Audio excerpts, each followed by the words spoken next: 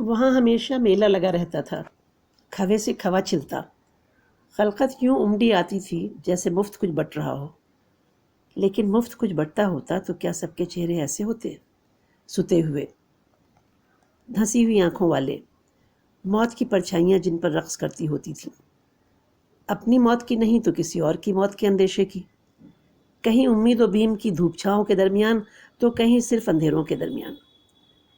وہ نوجوان لڑکی اپنی خوبصورت آنکھوں میں ایک کربناک کیفیت لیے بڑے صبر کے ساتھ کرسی پر بیٹھی اپنا نام پکارے جانے کا انتظار کر رہی تھی۔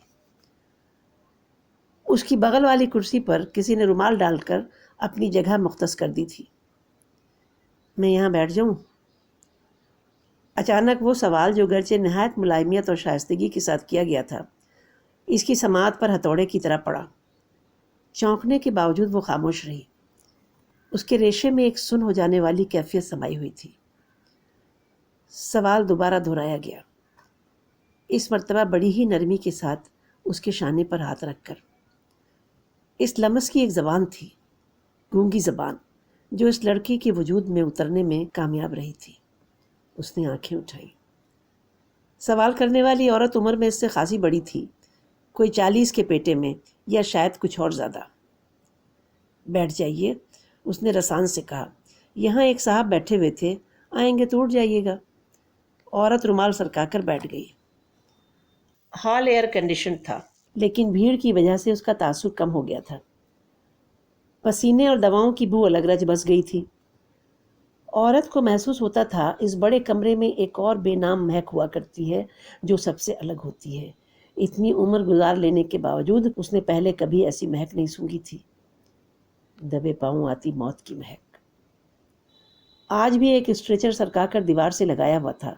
اس پر پڑا ایک شخص گویا اپنی آخری سانسیں گن رہا تھا۔ اس کے جسم میں کئی دوائیں داخل کی جا رہی تھیں۔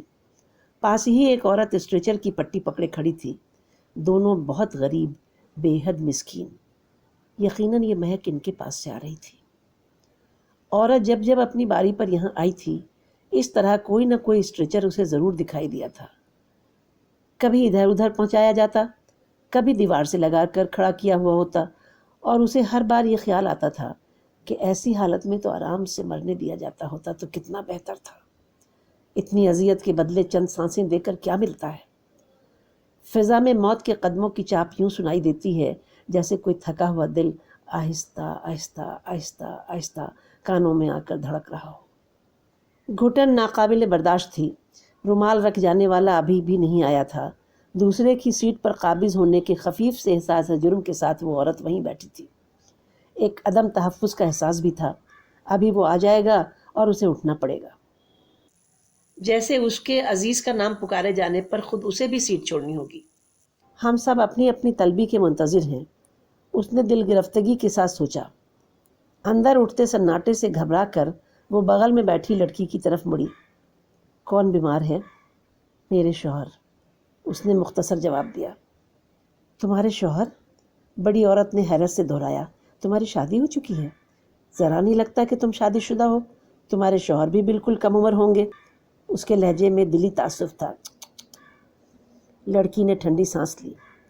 سیاہ آنکھوں میں آنسوؤں کی چمک لرزی، جیسے گھنے بادلوں کے پیچھے سے بجلی کی خفیف سی روشنی کا احساس۔ وہ خاموش رہی۔ یہاں ہر شخص بول رہا تھا، لیکن کسی کو کسی کی آواز نہیں سنائی دیتی تھی۔ دلوں میں سناٹا پسرا پڑا رہتا تھا، بے کراں اور لامتناہی۔ بیک وقت موجود اس سناٹے اور شور کے درمیان ڈے کیئر وارڈ کے دروازے پر کھڑے باوردی گارڈ کی آواز مائک پر گونجتی۔ وہ لوگوں کے نام پکارتا تھا۔ کسی کے مریض کی کیمو تھراپی مکمل ہو چکی ہوتی تو اس کے کاغذات لے کر اسے واپس لے جانا ہوتا۔ کسی کے لیے جگہ خالی ہوئی ہوتی تو مریض کو لے کر اندر پہنچانا ہوتا۔ کیمو کے درمیان بھی کبھی ساتھ آئے نگراں کی ضرورت پڑ جایا کرتی تھی۔ ذرا کی ذرا گارڈ کی ایک کرخت آواز باقی آوازوں پر حاوی ہو جاتی، پل بھر کو سناٹا چھا جاتا۔ پھر انتظار کر رہے ہراساں لوگوں میں سے باری آ جانے والا شخص ہڑبڑا کر اٹھتا۔ روکیا خاتون، روکیا خاتون، مائک کھڑکھڑایا تھا۔ لمبی داڑھی اور ملگیجے کرتے والا ایک نہایت تھکا تھکا سا شخص چوکنا ہو کر ادھر ادھر دیکھنے لگا۔ حلیے بشرے سے آس پاس کے کسی دیہات سے آیا لگتا تھا۔ ویسے تو اس عظیم الشان شہر میں بھی اس طرح کے لوگوں کی کمی نہیں تھی، یہاں وہ بھی تھے جو سرسبز درختوں کے درمیان گھرے پرسکون کشادہ اور خوبصورت بنگلوں میں رہتے تھے، اور وہ بھی جو الصبح ٹھیلا لے کر ان بنگلوں میں سبزیاں اور پھل پہنچایا کرتے تھے، وہ بھی جو کامن ویلتھ گیمز کے دوران عالیشان ہوٹلوں میں ٹھہرے تھے، اور وہ بھی جنہوں نے سخت مشقت کر کے ان کے لیے شہر کو دلہن کی طرح سجایا تھا اور پھر نکال کر باہر کر دیے گئے تھے کہ رہ جاتے تو دلہن کے چہرے پر برس کے داغ کی طرح ابھر آتے۔ اس لیے کسی کی صورت دیکھ کر کوئی کیا سمجھ پاتا کہ وہ کہاں رہ رہا ہے، کسی گاؤں میں یا بڑے شہر کی جھوپڑ پٹی میں۔ اعلان کے بعد گارڈ نے چند لمحوں کا توقف کیا اور اس کے بعد باہر آ گیا۔ اس نے مائک اپنے اسٹول پر چھوڑ دیا تھا۔ روکیہ خاتون کون ہے؟ بھیڑ کے درمیان گھس کر اس نے زور سے آواز لگائی۔ جلدی کیجیے، آپ لوگ پکارنے پر دھیان نہیں دیتے، دوائی شروع ہونے میں دیر ہوتی ہے۔ گو اس کی آواز تیز تھی لیکن لہجہ نرم تھا، نرم اور ہمدرد۔ اسی ہسپتال کے دوسرے شعبوں میں وارڈ بوائے اور نرسیں اتنے نرم خو نہیں تھے۔ ایک مرتبہ دواؤں اور پرہیز کی وضاحت کر دینے پر بات سمجھ میں نہ آئے اور مریض دوبارہ پوچھ بیٹھے تو خاصے ناراض ہو جاتے تھے۔ ارے کیا ہم تو صرف تمہارے لیے نوکری کر رہے ہیں؟ اتنے لوگ اور جو انتظار کر رہے ہیں ان کا کیا؟ ایک مرتبہ ایک شخص کیا بیٹھا، میڈم اتنی دیر تک ڈانٹنے سے اچھا تھا کہ ایک بار اور سمجھا دیتی۔ نرس نے اسے خشمگین نظروں سے گھورا اور آگے بڑھ گئی۔ وہ بیچارہ ایک ایک کو پکڑ پکڑ کر پوچھنے لگا کہ کتنی بار دوا کھانی ہے اور دوبارہ انجیکشن لینے کب آنا ہے۔ بہت دیر بعد ایسا شخص مل سکا جو پڑھا لکھا بھی تھا اور مہربان صفت بھی۔ ویسے کئی پڑھے لکھے ایک نظر ڈال کر اس لیے بھی آگے بڑھ گئے تھے کہ کام کے دباؤ پر نسخہ لکھنے والے ڈاکٹروں کی گھسیٹی گئی جناتی تحریر پڑھ لینا سب کے بس کی بات نہیں ہوتی۔ لیکن اس شعبے کے ڈے کیئر کا عملہ نہایت نرم خو اور خلیق تھا۔ سب جانتے تھے کہ یہاں جو آیا ہے اس کا ٹکٹ کٹ چکا ہے۔ بس دو پارٹوں کے بیچ پس رہے چنے کے دانوں میں سے کوئی ہی بچ نکلے گا اور لوگ کہیں گے، ہاں بھائی، جا کو راکھے سائیاں۔ سائیاں کو رکھنا ہو تو اس مرض میں مبتلا ہی کیوں کرتے ہیں بھائی؟ گود میں بڑی بڑی آنکھوں اور زرد چہرے والی 3-4 برس کی لاغر بچی کو لیے وہ شخص اٹھ کھڑا ہوا۔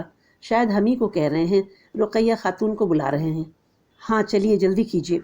گارڈ نے بچی کی طرف پیار سے دیکھا۔ اس شخص نے تیز تیز چلتے ہوئے بچی کے ساتھ ہاتھ میں پکڑی فائل سنبھالی، ہڑبڑائی ہوئی رفتار کے باوجود بچی کا منہ چوما، پھر وہ بدبدایا۔ پتہ نہیں کیسے کیسے نام بولتے ہیں گارڈ جی، ہماری سمجھ میں ایک بار بھی نہیں آیا۔ سسٹر ناراض ہوں گی، ٹائم کھوٹا ہو رہا ہے ان کا، ہمیں اٹھنے میں دیر ہو گئی۔ کیسی چھوٹی سی معصوم بچی ہے، بڑی عمر والی عورت پھر بولی۔ کچھ لوگ دکھ میں خاموش رہتے ہیں، کچھ بول بول کر جی ہلکا کرنے کی کوشش کرتے ہیں۔ وہ عورت فطرتاً خاموش طبیعت تھی لیکن اب باتونی ہو گئی تھی۔ اسے لگتا تھا خاموش رہی تو کلیجہ پھٹ جائے گا۔ نوجوان لڑکی سر نیچا کیے بیٹھی تھی۔ اس نے پھر آنکھیں اوپر اٹھائیں۔ میری بیٹی بھی اتنی ہی بڑی ہے۔ اس کی آنکھوں میں آنسوؤں کی کھنک تھی۔ ارے رے رے، کس کے پاس چھوڑ کر آئی ہو؟ ماں کے پاس چھوڑ دیا ہے، دوسرے شہر میں رہتی ہیں۔ یہاں ان کی وجہ سے ٹھیک سے دیکھ نہیں پاتی تھی، بچی رول رہی تھی۔ ان سے مراد اس کا شوہر تھا۔ ایسا لگا جیسے اجنبی دیار میں جہاں نفسی نفسی کا عالم تھا، ایک غیر متوقع ہمدرد کی موجودگی نے لڑکی کے ضبط کا باندھ توڑ دیا تھا اور اس کی گونگی زبان بھی بول پڑی تھی۔ ایک اتنی ہی بڑی بچی کو میں نے آنکھ کے کینسر میں مبتلا دیکھا، درد سے سر پٹک رہی تھی۔ اس کی ماں ہاتھ مل مل کے رو رہی تھی۔ اس کے چہرے پر ایسی بے بسی تھی کہ ایک نرس وہیں دھپ سے اس کے پاس بیٹھی اور خود بھی رونے لگی۔ بڑی عورت نے کہا، بس کیجیے، یہاں اپنے دکھ کافی ہیں رونے کے لیے۔ نوجوان عورت کی آواز میں دبا دبا غصہ تھا۔ ٹھیک کہہ رہی ہیں، ہمیں آپ کو یہ سب نہیں سنانا چاہیے تھا، بڑی عورت نے کہا اور خاموش ہو گئی۔ نوجوان لڑکی کو کچھ افسوس بھی ہوا، آخر اس کا بھی تو کوئی نہ کوئی بیمار ہے، عمر میں اس سے بڑی بھی ہے، اس طرح جھڑک کر نہیں بولنا چاہیے تھا۔ جو وہ بتا رہی تھی، اس طرح کے نظارے تو آنکھوں کے سامنے روز ہی آتے رہتے ہیں۔ اس نے اپنی بدتمیزی کا کچھ تدارک کرنا چاہا، بڑی نرمی سے پوچھا، اور آپ کس لیے آئی ہیں؟ کون بیمار ہے آپ کا؟ میرا 11 سال کا بیٹا، کیمو چل رہی ہے اس کی۔ اوہ! نوجوان لڑکی اندر سے ہل کر رہ گئی۔ ایک عورت کے لیے اولاد اس کے سہاگ سے بھی بڑی ہو جاتی ہے۔ اسے اپنی بچی یاد آئی جسے وہ ماں کے پاس چھوڑ آئی تھی کہ شوہر کی بیماری کی وجہ سے وہ نظر انداز ہو رہی تھی۔ ہمہ وقت شوہر کے ساتھ لگے رہنے اور اداس و دل گرفتہ ہونے کے باوجود ایک لمحے کو بھی بچی ذہن سے اوجھل نہیں ہوتی تھی۔ آپ کے پتی؟ اس نے بات جاری رکھنی چاہیے۔ بچے کے ساتھ ہیں، ابھی باہر لے گئے ہیں۔ ہم لوگ سویرے 7 بجے ہی آ گئے تھے، معلوم ہوا 12 بجے کے بعد ہمارا نمبر آئے گا۔ دونوں کے درمیان ایک گہری خاموشی نے پیر پسار دیے۔ ہال آوازوں سے گونجا کیا۔ پھر بڑی عورت نے ہی خاموشی توڑی۔ وہ ہماری اکلوتی اولاد ہے، بڑی منت مرادوں کے بعد پیدا ہوا، دوا کر کر کے ہار گئے تھے، سارے پیر فقیر سنت اولیاء بھی منا لیے، بالکل مایوس ہو چکے تھے، تبھی اچانک 12 برس کے بعد اوپر والے نے ہماری گود بھری۔ مگر کیوں؟ کس لیے؟ شاید یہ جتانے کے لیے کہ اس کی مرضی نہ ہو تو اس سے ضد کر کے کچھ مانگنا نہیں چاہیے۔ بے اولاد ہونے کا دکھ تو اس دکھ سے بہتر تھا۔ نوجوان عورت پھر اندر سے ہل گئی۔ ایک اولاد، وہ بھی شادی کے 12 برس بعد، اللہ امین کا بچہ۔ بڑی عورت خاموش نہیں ہوئی تھی، اس کی بات جاری تھی۔ ہم سخت ویجیٹیرین تھے، انڈا تک ہمارے گھر نہیں آتا تھا۔ ڈاکٹر نے کہا لڑکے کو پروٹین زیادہ دینے ہیں، ہم نے اسے نان ویج کھلانا شروع کیا۔ ایک آدھ بار ہوٹل سے منگایا، لیکن پھر سوچا ڈاکٹر نے انفیکشن سے خبردار کیا ہے، اس لیے ہم نے گھر ہی میں بنانا شروع کر دیا۔ اولاد کے لیے بھی ہم نے دھرم اٹھا کے طاق پہ رکھ دیا۔ اب ہمارے گھر کے اندر انڈا مرغا سب بن رہا ہے۔ کوکری کلاس جوائن کر کے یہ سب پکانا سیکھا، طرح طرح کی ڈشیں بناتے ہیں، اپنے ہاتھ سے تھالی پروستے ہیں، ہاتھ سے نوالا بنا کر منہ میں دیتے ہیں، شوق سکھاتا ہے۔ جتنے دن بھی اس کی سیوا کا سکھ پالیں۔ اس کی آواز میں اب کوئی تاثر نہیں تھا، اس کا غم شدت کی اس انتہا کو پہنچ گیا تھا جہاں سب کچھ شونیہ میں گم ہو جاتا ہے۔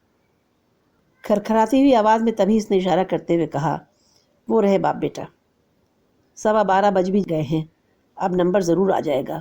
میرا بچہ، میرا غریب معصوم بچہ، ہر 3 ہفتے پر تکلیف اٹھاتا ہے، ڈاکٹر کہتے ہیں چانس صرف 50-50 ہے۔ نوجوان عورت نے اس طرف دیکھا، دیکھنے میں ذرا نہیں لگ رہا تھا کہ بچہ بلڈ کینسر کا مریض ہے، گورا چٹا مزے کے ڈیل ڈول والا، بس آنکھوں میں زردی کھنڈی ہوئی تھی اور سر گھٹا ہوا تھا۔ کیمو تھراپی کے رد عمل سے بال گر جانے پر بہت سی عورتوں تک نے سر منڈوا کر اسکارف باندھے ہوئے تھے۔ نوجوان عورت نے گلے میں کچھ پھنستا ہوا محسوس کیا اور پلکیں جھپکا کر دوسری طرف دیکھنے لگی۔